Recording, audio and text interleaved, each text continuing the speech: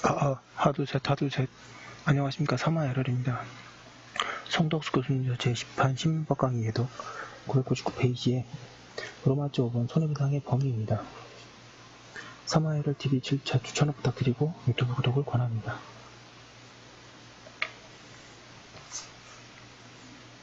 로마자 5번 손해배상의 범위 1번의 서술.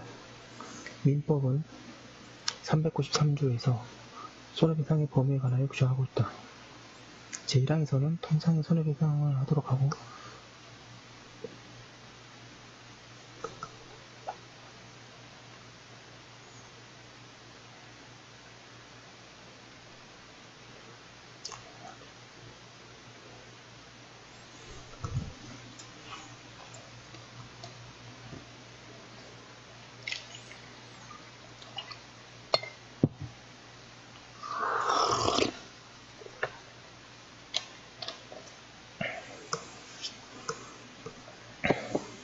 제2항에서는 특별한 손해는 예견 가능성이 있는 때에만 배상하도록 한다.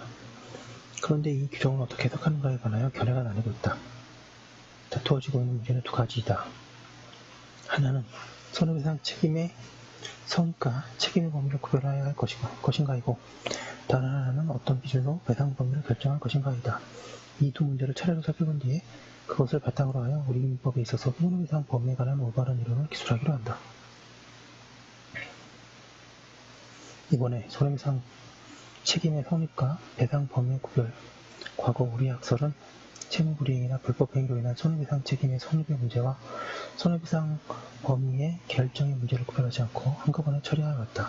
그리고 현재에도 대부분의 문헌은 그러한 경향이 있다. 그런데 근래에는 이 두 문제를 구별하여 이해하여야 한다는 견해가 주장되고 있다. 그런가 하면 이에 대하여 비판적인 견해도 있다. 자, 그 다음 있습니다.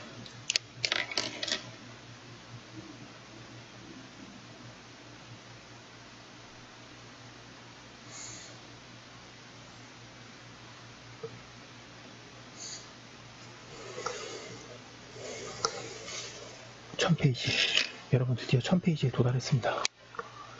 예, 앞으로 더 열심히 하도록 하겠습니다.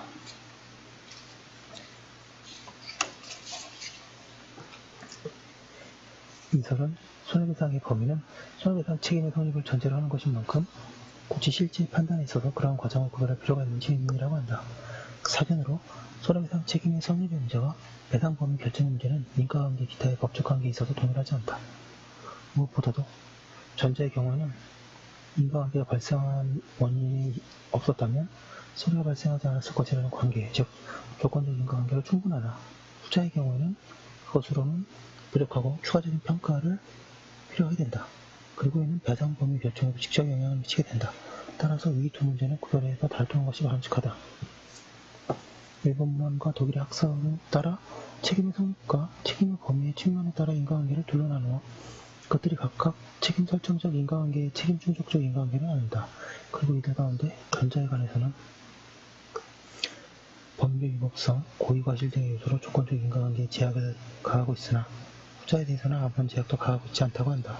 그리하여 후자에 있어서 배상 범위가 한정될 필요가 있다고 한다. 이와 같은 설명은 손해배상 범위의 결정에 관하여 상당한 인과관계를 취하면 적절할 수 있으나 다른 견해를 취하는 경우는 부적절하다. 그리고 설사 상당한 인과관계를 취한다고 하여 굳이 두 인과관계의 개념을 사용할 필요는 없다. 사견으로는 배상 범위를 결정하기 위한 손해는 모두 조건적 인과관계에 있어야 하나 일부 손해는 제393조의 배상이 제한될 수 있다고 생각한다.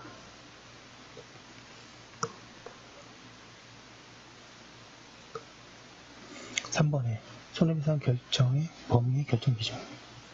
양가를 본 학설. 손해배상 범위 결정 기준에 관해서 학설은 크게 상당 인과관계설, 위험성 관련설, 규범 목적설로 나눠진다. 1번에 상당 인과관계설은 채무불이행과 상당 인과관계에 있는 손해를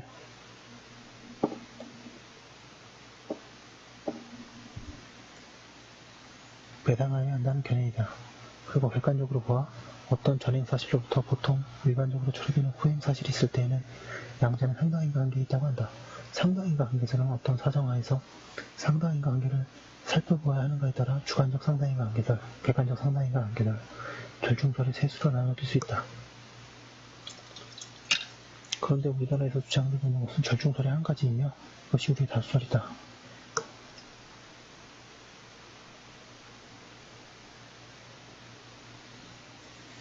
이는 채무불이행 당시 보통인이 알 수 있었던 사정과 채무자가 특히 알고 있었던 사정을 함께 고찰 대상으로 삼아야 한다는 견해이다. 즉 보통인이 알 수 있었던 사정과 채무자가 특히 알고 있었던 사정하에서 보통 일반적으로 발생한 손해를 배상하여야 한다는 것이다.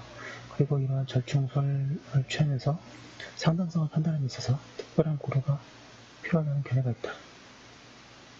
상당인과관계설 중의 절충설은 393조에 관하여 제1항은 상당인과관계의 원칙을 선언하는 것이고 1001페이지 제2항은 절충설의 견지에서 고찰의 대상으로 삼는 사정의 범위를 규정한 것이라고 새긴다.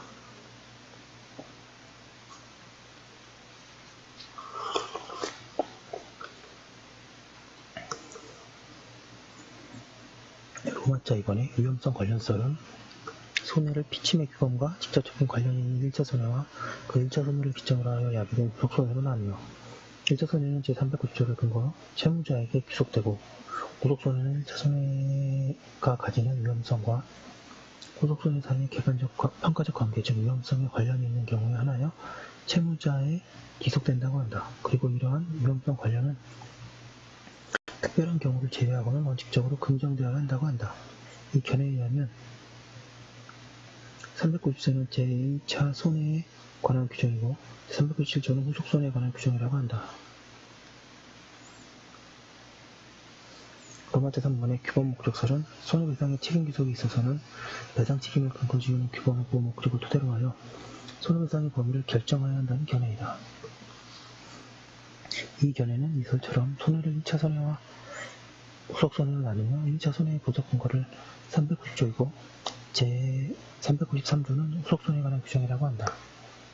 그러나 이 견해는 불법행위에 있어서 달리 채무불이행의 경우에는 계약의 규범 목적에 따라 배상 책임이 기속된다고 한다. 양가로 이번에 판례. 우리 판례는 다수설과 마찬가지로 상당인과 관계설을 취하고 있다. 특이할 것은 근래 판례가 공무원의 직무의 의무위반에 관한 국가 배상의 문제된 사안에서 상당인과 관계의 규모를 판단함에 있어서 규범의 목적도 고려하고 있다는 점이다.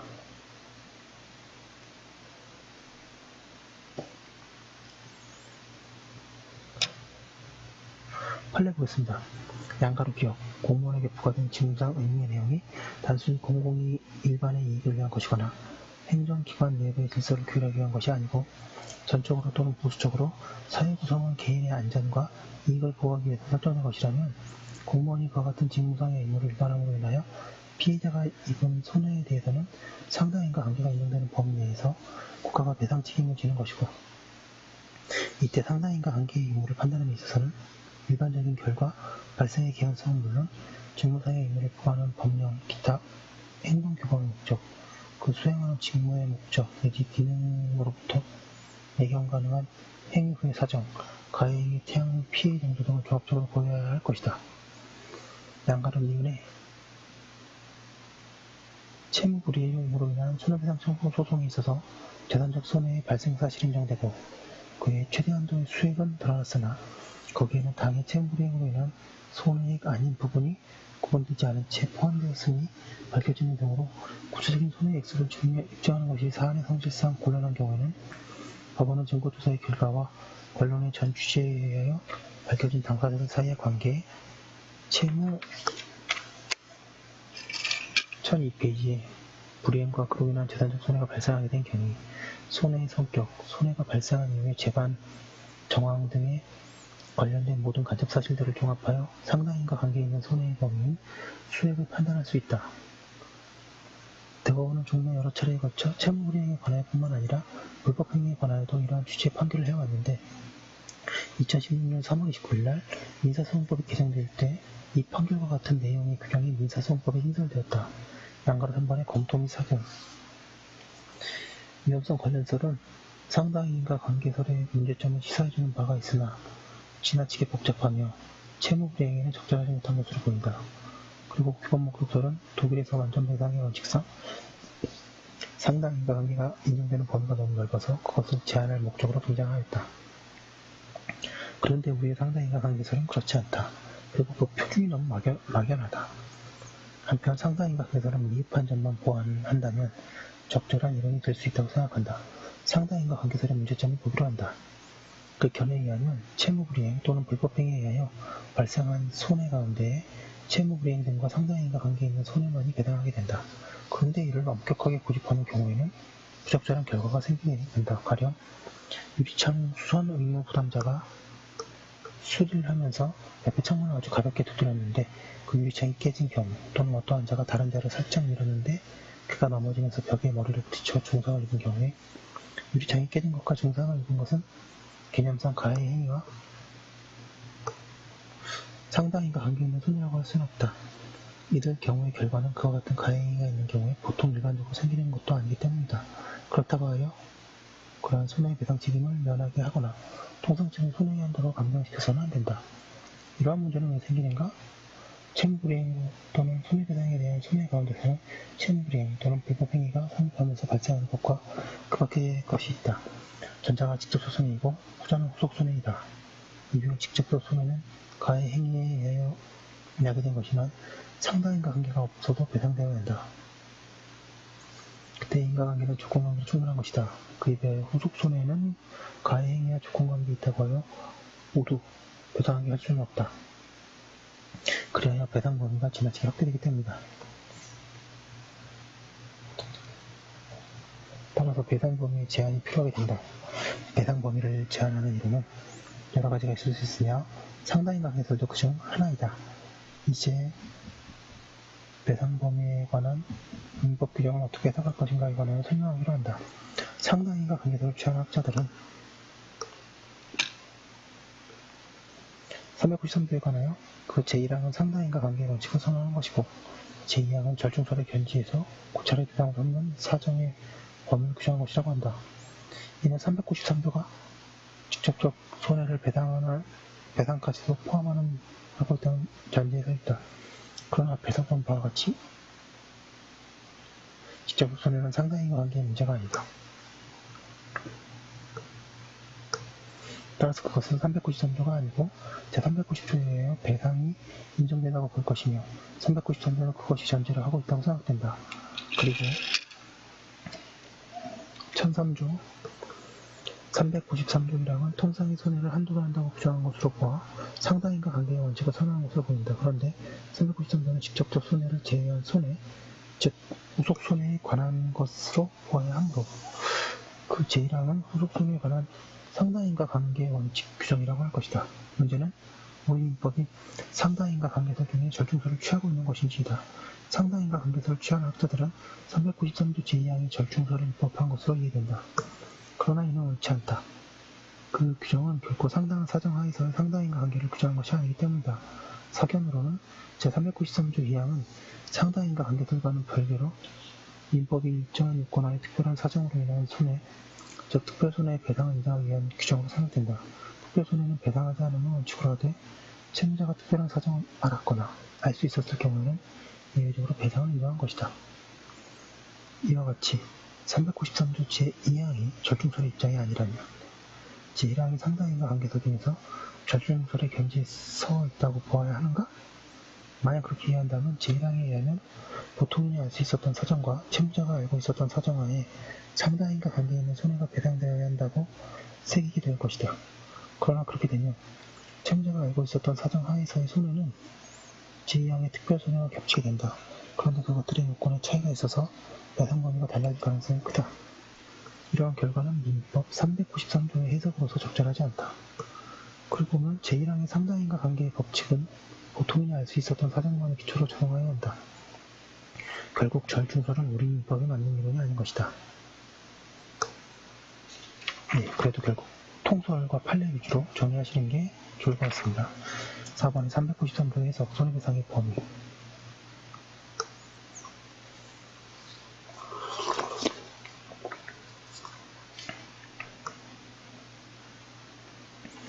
위에서 적은 바와 같이 393조는 통상손해와 특별손해의 배상에 관하여 규정하고 있으나 이는 후속손해만에 관한 것으로 봐야 한다.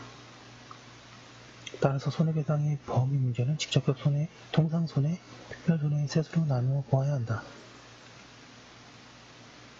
1번의 직접적 손해. 예컨대 특정물 채무에 있어서 채무자의 과실로 목적물이 멸실된 경우에 어떤 자가 과실로 남의 장식장에 부딪혀 그 위에 도자기가 떨어져 깨진 경우에 목적물의 가치, 도자기의 가치는 직접적 손해이다.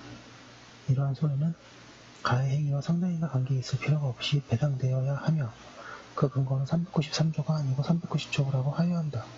신체 침해의 경우에 피해자의 상해 그 자체와 그로 인한 정신적 손해도 직접적 손해여서 마찬가지로 된다. 뿐만 아니라 이 경우에 치료비도 직접적 손해로 보아 가령 특이체질로 인하여 치료비가 많이 든 때에도 그 모두를 배상하도록 하여야 할 것이다.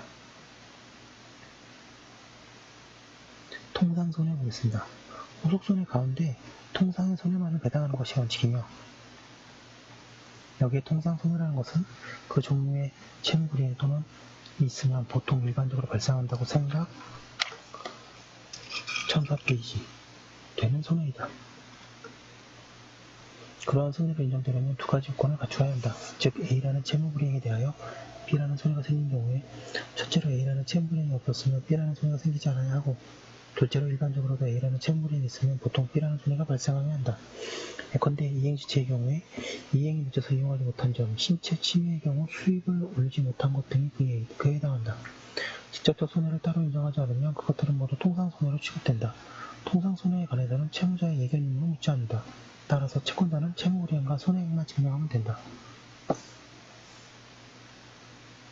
판례 보겠습니다. 민법 393조 제1항의 통상손해는 특별한 사정이 없는 한 그 종류의 채무불이행이 있으면 사회일반의 거래관념 또는 사회일반의 경험칙에 비추어 통상 발생하는 것으로 생각되는 범의 손해를 말하고 제2항의 특별한 사정으로 인한 손해는 당사자들의 개별적 구체적 사정에 따른 손해를 말한다.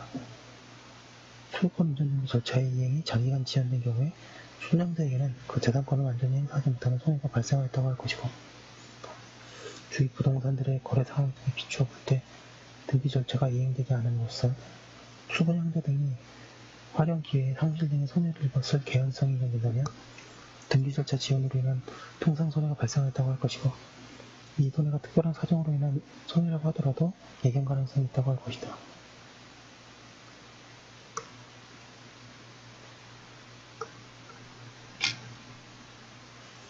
양가론위원회 상가 건물과 지하철역 사이의 연결통로 개설음과 이행불능이 된 경우에 수분양자에게는 그 교환가치 하락 등의 재산적 손해가 발생하였으므로 주위 부동산들의 거래 상황 등에 비춰볼 때 상가 건물과 지하철역 사이의 연결통로가 개설되지 않음으로써 교환가치 하락 등의 손해를 입었을 개연성이 인정된다면 연결통로 개설음의 이행으로서 인한 통상손해가 발생한 것이고 이 손해가 특별한 사정으로 인한 손해라고 하더라도 예견 가능성이 있다. 양가 디귿 토지의 매매 계약이 매수인 측의 규칙 사유로 해지되는 경우에도 매도인 측이 입는 통상의 손해액은 그 계약이 해지되지 아니하고 이행된 경우에 매도인이 얻게 되는 경제적 이익과 계약이 해지된 경우에 매도인에게 남아있는 경제적 이익이 차익이라고 할 것이고 이 사건에서와 같이 매매 계약이 해지된 후에 매도인이 제3자에게 그 매매 목적물을 다시 매도한 경우라면 제3자의 매도 가격이 시가에 비추어 현저히 저렴하게 측정된 것이라는 등의 특별한 사정이 없는 한 매도인이 당초의 매매 계약에 의하여 취득할 것으로 예상되었던 매매 대금과 제3자와의 사이의 매매 계약에 의하여 취득하게 되는 매매 대금과의 차액에 당초의 매매 계약의 취득 예정 시기로부터 후의 매매 대금의 취득 시기까지의 기간 동안 당초 매매 대금에 대한 법정 이율에 의한 이자 상대액을 합한 금액이라고 할 것이다. 양가로 3번 특별손해. 특별한 사정으로 인한 손해, 즉 특별손해는 채무자가 그 사정을 1005페이지 알았거나 알 수 있었을 때 하나여 배당 책임이 있다. 이와 같은 특별손해는 그것을 발생시킨 특별한 사정에 관하여 채무자가 이를 알았거나 알 수 있었을 경우에는 배당 책임이 있다. 특별한 사정에 관하여 예견 가능성이 있으면 되고 그 결과인 손해에 관하여는 예견 가능성이 필요하지 않다. 문제는 이 예견 가능성을 언제를 기준으로 하여 결정할 것인가이다. 학설은 이행기설, 채무불이행시, 즉 이행시체의 경우는 이행기, 이행불능의 경우는 불능, 불완전이의 경우는 불완전 이행을 한다라는 견해, 3번에 계약 체결 기사를 개입하고 있다. 그리고 판례는 이행 기사를 취한다. 사변으로 1설은 단순히 이행기라고만 하면 채무불이행의 유형별 특수성은 살리지 못한다.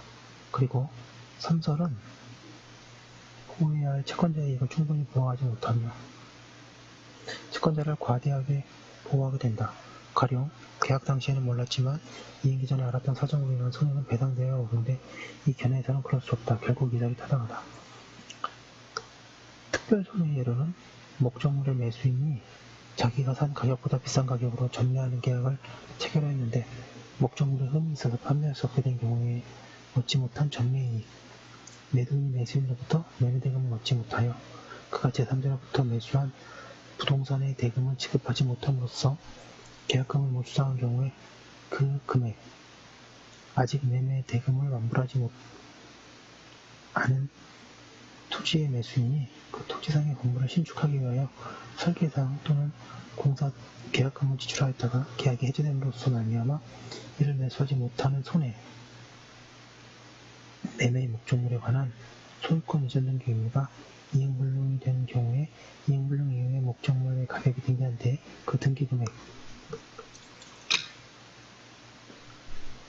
매수인이 잔금 지급을 지체하는 사이에 매매 대상 토지의 개별 공시지가가 급등하여 매도인의 양도소득세 부담이 늘게 된 경우의 손해를 들 수 있다.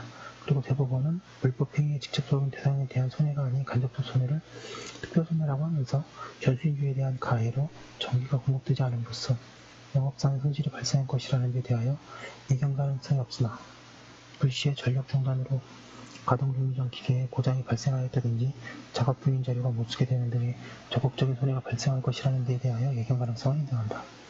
채무불이행으로 인한 위자료 불법행위 가운데 비재산적인 손해배상을 인정하는 명령이 두어져 있는 경우도 있다. 그러나 채무불이행에 관하여는 그와 같은 규정이 없다. 따라서 채무불이행의 경우에도 비재산적인 손해배상이 인정되는가가 문제된다. 여기에 관하여 학설은 긍정하면서 그 손해는 특별손해로 되는 경우가 많았을 것이라고 한다. 판례도 재산적 손해배상만으로는 회복될 수 없는 1006페이지 정신적 고통을 입었다는 특별한 사정이 있고 채무불이행자가 그와 같은 사정을 알았거나 알 수 있었을 경우에 하나여 정신적 고통에 대한 위자료를 인정할 수 있다고 하여 같은 취지이다. 그러나 하나의 판결에서는 숙박업자의 의무 위반으로 수객이 사망한 경우에 수객의 근친자에 대하여 채무불이행을 이러한 위자료 청구권을 인정하지 않았다. 이러한 학설 판례는 모두 타당하다.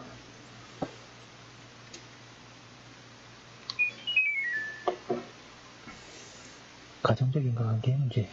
예컨대 쥐약을 먹고 사망할 것이 확실한 개를 죽인 자는 그의 행위가 없었더라면 개가 죽었을 것이라는 이유로 손해배상을 거부할 수 있는가? 그와 같은 채무불이행 또는 불법행위를 행한 자가 그의 행위가 없었더라도 이미 존재하고 있는 사정 혹은 나중에 생긴 사정 때문에 동일한 결과가 생겼을 것이라는 이유로 손해배상을 거부할 수 있는지가 가정적 인과관계의 문제이다. 가정적 인과관계에 해당하는 경우에 가운데에는 민법의 명문으로 규정되어 있는 것도 있다. 제392조가 그것이다. 예컨대 문제는 명문 규정이 없을 때에는 그러한 경우를 어떻게 처리할 것인지이다. 독일의 통설은 직접적인 손해에 대해서는 이를 고려하지 않고 간접적인 손해에 대해서는 고려한다. 우리나라에서는 가해행위의 객체가 이미 손상을 입고 있는 때에는 고려되어야 한다는 견해가 주장되고 있다. 5번은 손해배상액의 상승 기준.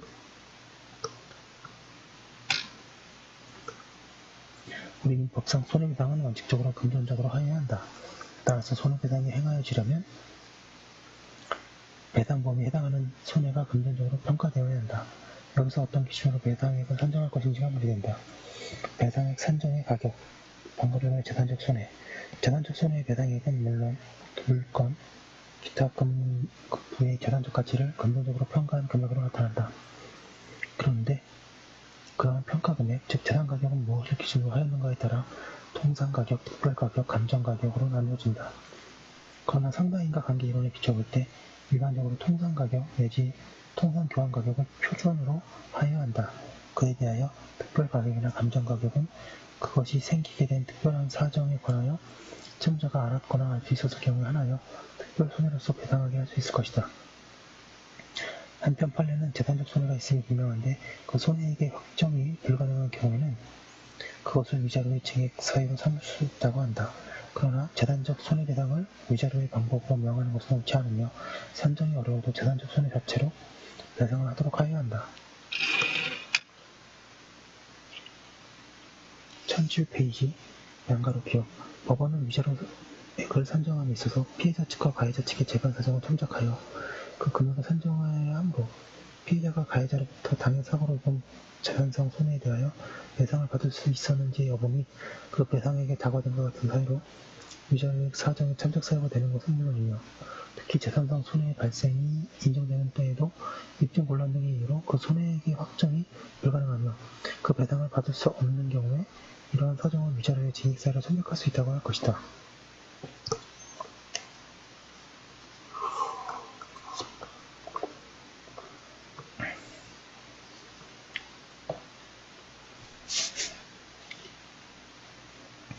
이러한 위자료의 보완적 기능은 재산상 손해의 발생이 인정되는 데에도 손해액의 확정이 불가능하여 그 손해 전보를 받을 수 없게 됨으로써 피해 회복이 충분히 이루어지지 않은 경우에 이를 참작하여 위자료액을 증액함으로써 손해 전보의 불분명을 어느 정도 보완하고자 하는 것이므로 한편 그 보완적 기능을 확장하여 그 재산상 손해액의 확정이 가능함에도 불구하고 편의한 방법으로 위자료의 명목 아래 사실상 재산상 손해의 전보를 꾀하는 것과 같은 일은 허용되어서는 안 될 것이다.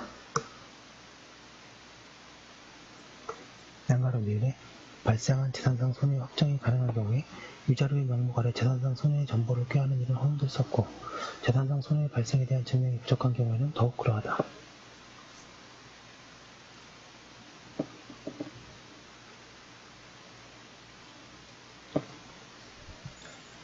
방가로 1번의 비재산적 손해 비재산적 손해는 그것을 직접 금전으로 평가하는 것이 불가능하다. 따라서 그에 대한 배상액은 신체적 또는 심리적 고통을 덜어줄 만한 수단이나 물자를 금전적으로 평가할 수밖에 없다. 그런데 어떠한 수단이나 물자가 적절한지가 문제이다.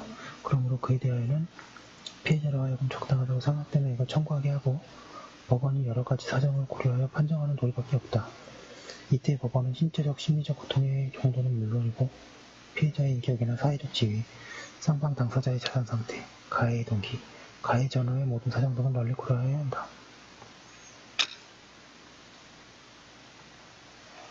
양가로 2번의 배상액 산정의 시기 가령 배상액은 물건의 통상 가격을 표준으로 산정한다고 할 때 그 가격이 변동하고 있다면 어떤 시점을 기준으로 하여 정할 것인지가 문제된다. 이러한 문제는 모든 채무분의 유형에서 발생하고 또 이행지체의 경우에는 전보배상뿐만 아니라 지연배상에서도 생기나 여기서는 주는 채무의 이행지체 또는 이행불능을 이유로 한 전보배상의 경우를 중심으로 하여 살펴보기로 한다. 여기 관해서 학설은 사실심에서의 보도변론 전공시를 기준으로 해야 한다는 견해, 그 다음에 2번이 손해배상 책임을 발생한 때를 기준으로 하여 그 배상액을 산정하고 그 손해는 상당인과 관계의 범위에서 손해를 가산해야 한다는 견해 등으로 나눈다. 일설은 손해의 전보라는 손해배상 제도의 목적에 비추어 손해가 없는 상태로 되돌리려는 입장이다. 그에 비하여 이 설은 1008페이지 그 내용은 원칙적으로 채권이 발생한 때에 정해져야 한다고 주장한다. 판례는 이행불능에 의한 전보배상의 경우에는 그 이행불능이 발생한 때를 기준으로 하여 할 것이라고 한다. 그리고 이때에는 배상액의 지급이 지연되면 이행불능 당시부터 배상을 받을 때까지 지연이자를 청구할 수 있으나 이행불능 후에 가격이 등기하였다고 하여도 그 손해는 특별한 사정으로 인한 것이어서 매도인이 이행불능 당시 예견 가능성이 있는 경우에만 배상을 청구할 수 있다고 한다. 그에 비하여 이행시체에 의한 전보배상의 경우에 대해서는 본래의 채무 이행을 최고한 후에 상당한 기간이 경과한 당시에 시가를 표준으로 하여야 한다는 것도 있고 사실심 변론 종결 시에 시가를 기준으로 하여야 한다는 것도 있다. 한편 채무자 이행 거절의 경우에 대해서는 채무자가 이행 거절의 의사를 명백히 표시하여 최고 없이 계약의 해지나 손해배상을 청구할 수 있는 경우에는 이행 거절 당시의 급부 목적물의 시가를 표준으로 하여야 할 것이라고 한다.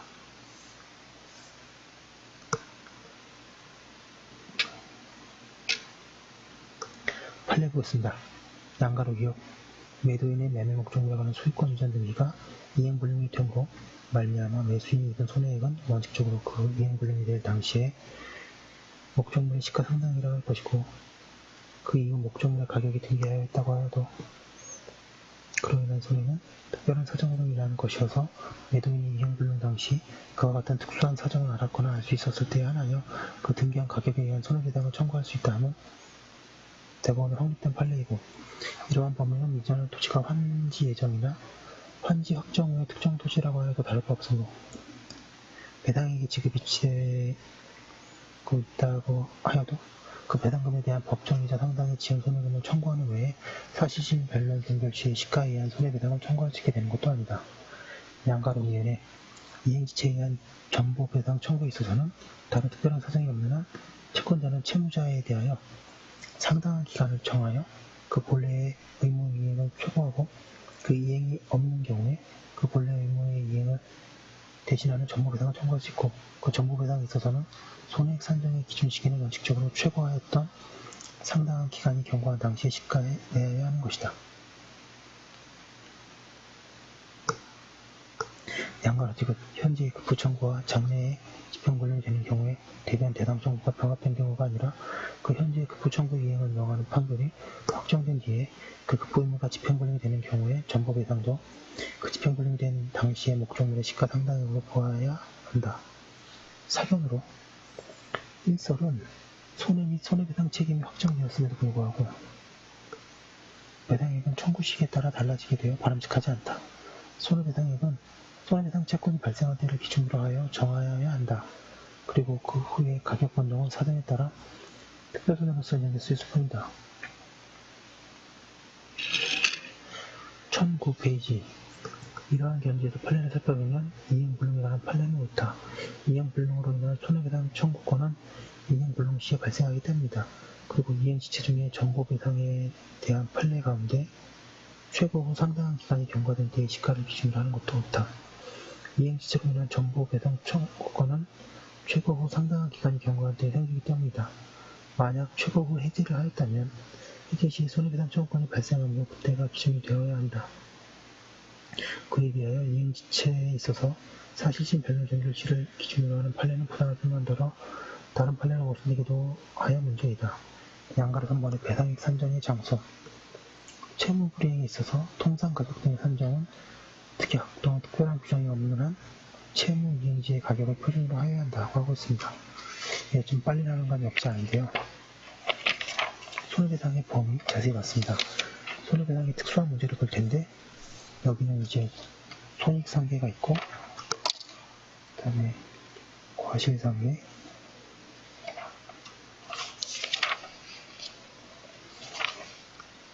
중간이시공제,